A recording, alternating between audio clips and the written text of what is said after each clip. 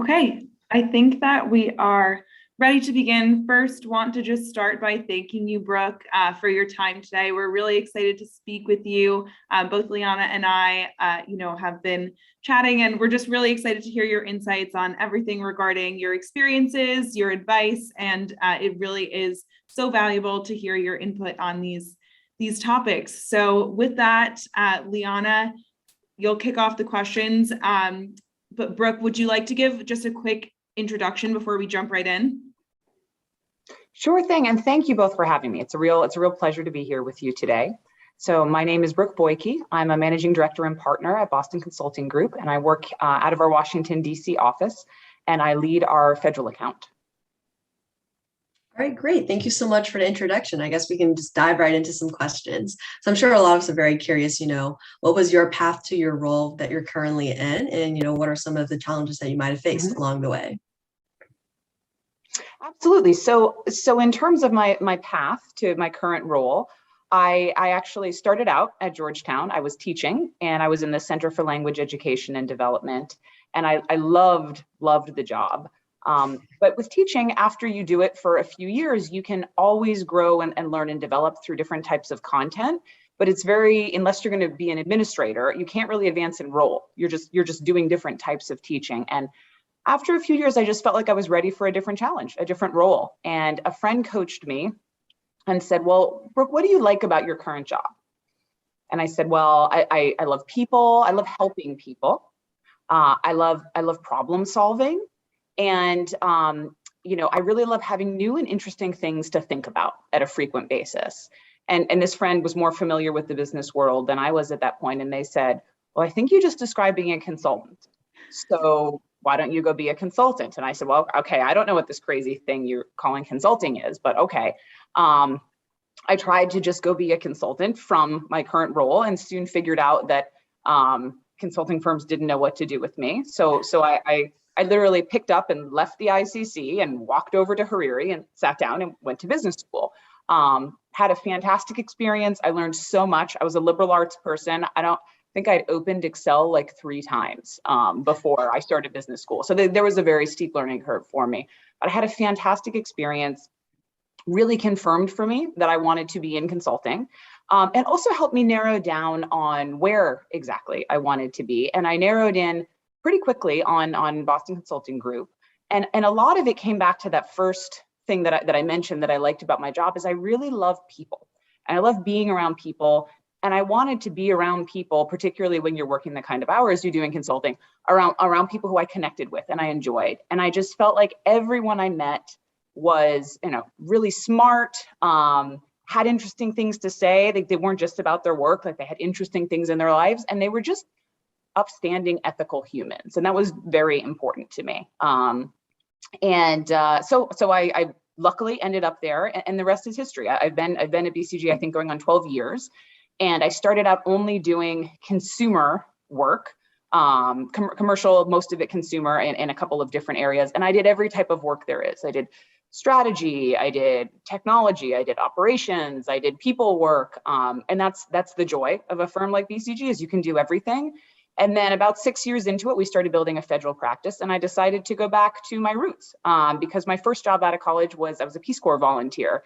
And I've always been a tremendously mission-driven person. And being able to take what we see as the leading practices in the private sector and bring it over to the public sector is tremendously meaningful to me.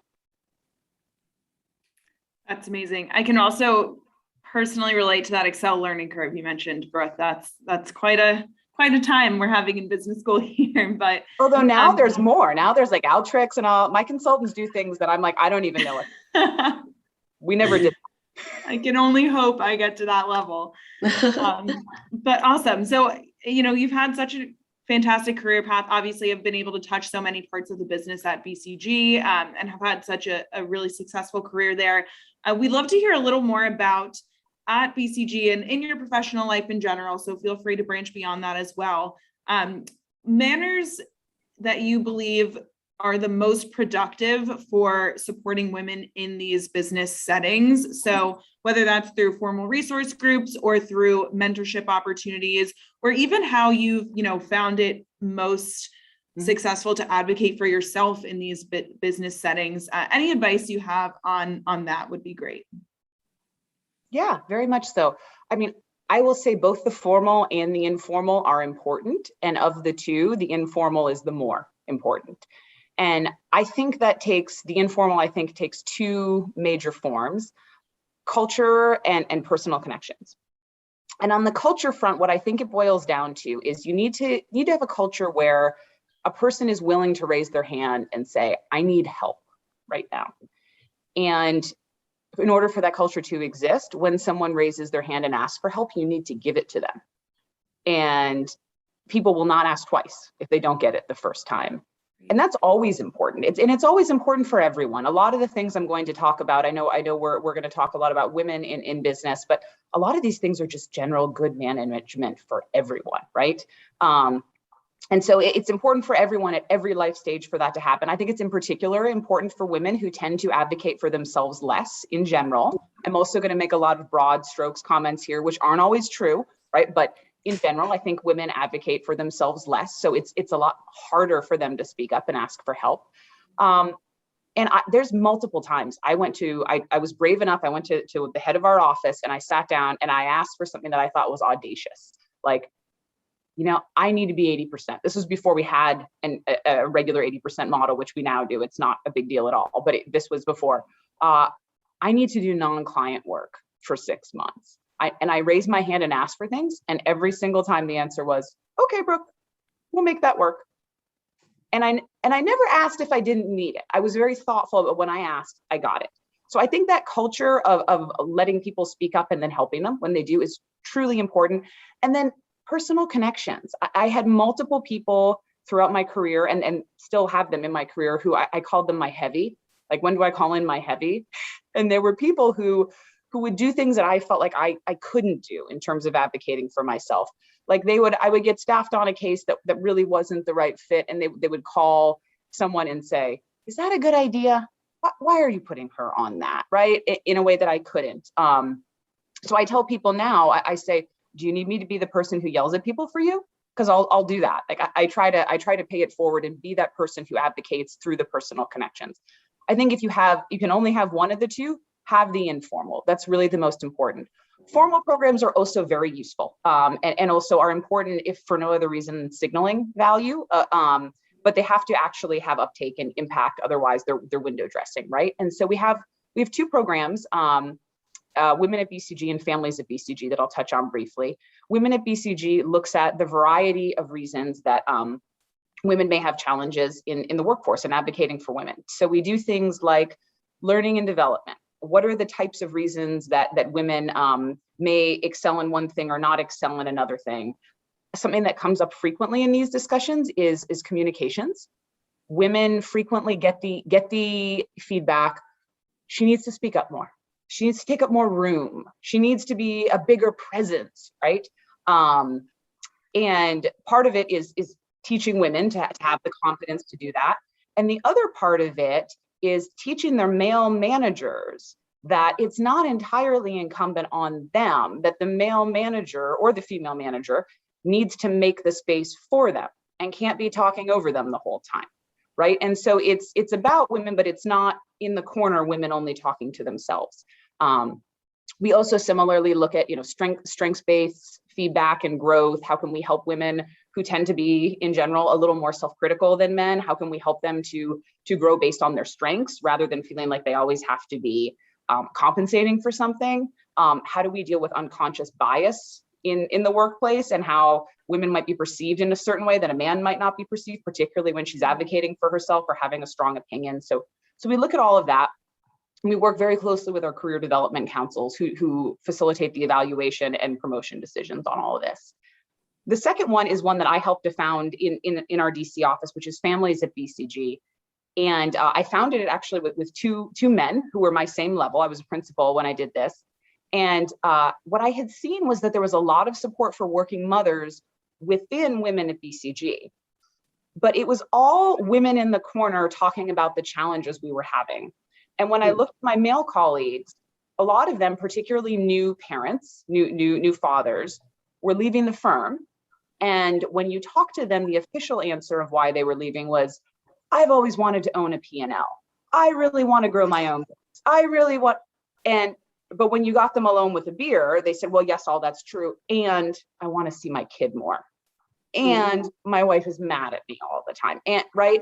And I thought, this is crazy. We're over here solving for mommy issues, and they're not mommy issues. They're core business issues that are hitting our P&L because our assets are our people, and our people are walking out the door for this. So we really made it about families and about parents, and it's expanded to be even more about caregivers, right? So it's not even necessarily a child that you're a caregiver for, right? And how do we make life more fluid? And I'll say that over the past couple of years, this has been something that, for obvious reasons, has gotten a lot more traction, and just being a lot more transparent with challenges in people's lives and how we can solve around them, and also feel successful in our lives and careers. Yeah, no, thank you so much for sharing, Brooke. I mean, on your point about speaking up, I'm sure that's something like a lot of us undergraduate women definitely hear, but definitely could be a struggle to embody. For example, when we sit in some of, a finance class or accounting class in the business school, definitely at times, we look around the room like, who do we see? Often we don't see many of people that identify similar to us. So no, thank you so much on your point of emphasizing how important speaking up is. On to, I guess, our next question. So, you kind of briefly maybe spoke about it before, but I think it'd be very helpful to dive deeper. I guess more broadly, how can sort of management teams do better to support women? Yeah, I mean, so hearkening back to a couple of the things I said, there's when someone asks for help, give it, right? There's being thoughtful about the position that you're putting women in roles. And there's also just generally being an ally. And you phrase the question as management, but I don't think this is exclusive to management. I think this is everyone, right? We have it within our career development advisors, people who are just mentors and advocates, people who will be the person to speak up and say, hey, you were talking over her in that meeting. Hey, I think that you're being a little bit overly critical of her input. Hey, you paired her with this really awkward older male client, and is that the right way for her to feel comfortable in her, those types of things, and speaking up and being an ally. And an obvious question around allyship is, well, like, why should I bother? This isn't about me, right? And I would say, first of all, I think there's inherent value in having a more just and diverse employment. But I mean, I want to work in a place that's like that. But even above and beyond that, a lot of these issues, it's a rising tide raises all ships, right? And so by being in the situation where you have a workplace where people are looking up and saying, hey, are we being fair about this? Are we being thoughtful about this? Like, that doesn't just extend to the person in the moment, it extends to you ultimately as well when you're in a certain situation. Yeah, absolutely. I think that, a lot of what you're saying here is really interesting to me in terms of how not only this topic that we're, focused on, women in business and women in the workforce, kind of extends beyond just the women themselves and gets into this, allyship and mentorship and whatnot. So the next question I had for you, Brooke, I originally had, what do you think is the biggest challenge that women in your industry face? I think in light of the last couple answers, I'm actually thinking about this differently. I'd like to just hear from you what you think the biggest challenge is in your industry, and then whether or not you do think that's a gender challenge, whether it's become more so, and then what advice you would provide to overcome that. So it's a great question, Lauren. I would say, so in our industry and with our firm, what we are is we are trusted advisors. We're not just giving you a bunch of slides. We're giving you our advice and our counsel and our thought partnership. And so the biggest challenge and the biggest gift is developing a relationship with someone where they trust you to the level that you can be their trusted advisor, because that's how we provide the most value and how we bring the best of BCG to you. So I would say in all circumstances, that's the ultimate goal and what we work towards. There is an angle on that, which I think can be slightly more challenging for women, which is that we work on the gnarliest problems you have, and the people who tend to be accountable for that are the most senior stakeholders in an organization. whether that's a governmental organization or a company. And in general, the most senior people tend to skew male, right? There are increasingly more women in senior leadership roles, which is wonderful, but it tends to be more men. It also tends to be men that may be a good bit older than you are, because the advancement path in consulting is faster than it is in industry in most cases, not always. And so you can end up with this slightly awkward situation where you're the trusted advisor for a man who is a good bit older than you are. And it's not that it's a problem per se, it's just that it's an extra thing that you need to think about, right? So whereas if a man is going to be talking to another man, you can say, well, let's go out to dinner tonight. Let's go talk about this. Let's go talk about that. It's kind of weird if I ask an older man out to dinner, right? It's just this little, a little thing to it. It's not a problem because you find other ways around it. And I do this all the time, work with older men, and the relationship works great. But I will say I had my first flavor of this recently when the senior person was a middle-aged woman who had 3 children. I am a middle-aged woman who has 3 children. And it was just so natural and easy. And I felt like I knew what was in her head all the time. And I knew exactly how she felt and what she wanted and what she needed. And it was just so easy. And I thought to myself at one point, oh, this is what it's like for men all the time. Wow. So, yeah. So having more senior women just helps in general. I will say one thing that has not been a challenge or a barrier for me at any point has been dealing with gender internal to my firm. And I know that that's not the same for everyone in consulting. So I'm not speaking for everyone here. I'm speaking for myself and my own experience. But I've felt extremely supported at all levels. Recruits often ask me, they say, well, gosh, is it hard to be a woman at BCG, and what do you deal with? And I say, there's going to be things that are more challenging, but in some ways, it's actually an advantage, because we are so serious about recruiting and retaining and promoting women that there's so much focus on you and your career, and there's so much mentorship and attention thrown at you. And sometimes I think, well, gosh, this is so sad. The guys aren't getting this.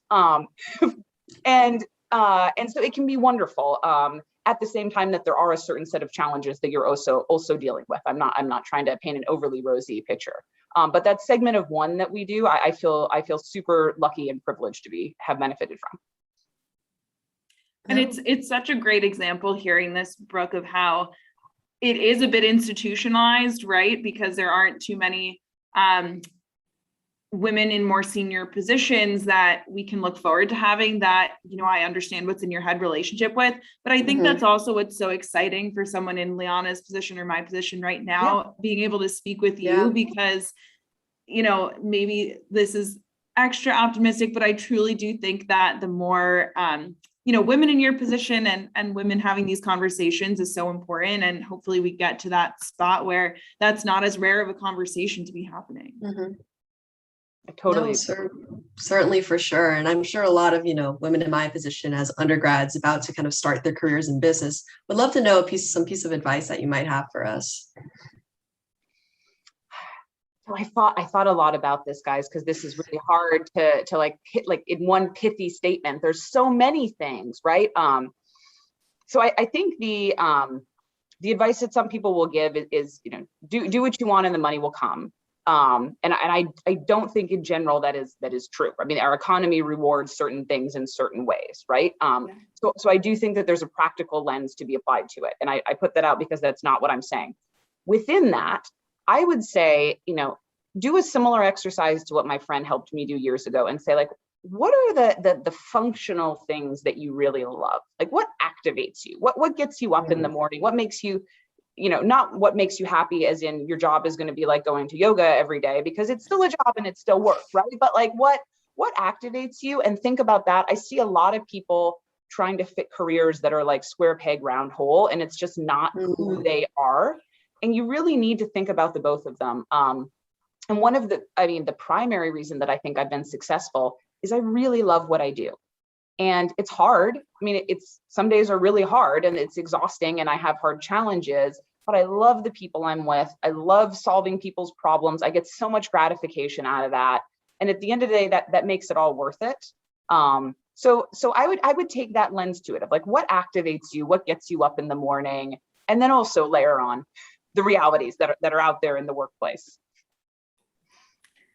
I think that definitely resonates for not only the undergrads, but the MBA students as well, just focusing on that. And it's a really nice and I think refreshing perspective to hear on it, and realistic in the sense that find that within a functional set, I think is a really great clarification to make as we're thinking about that, that you don't hear, everyone acknowledges often. Well, thank you. With that, I think that is the end of our questions, Brooke, but just wanted to thank you again so much for your time. Obviously a really valuable conversation for Liana and I, and I think this will be great to share with the rest of our, cohorts of female students as well. No, thank you so much. I'm sure many of us in the undergrad and MBA program, are going to be very excited to watch this video, and we'll certainly gain a lot from your insights. So thank you so much again. Well, thank you both for having me. I really enjoyed the conversation.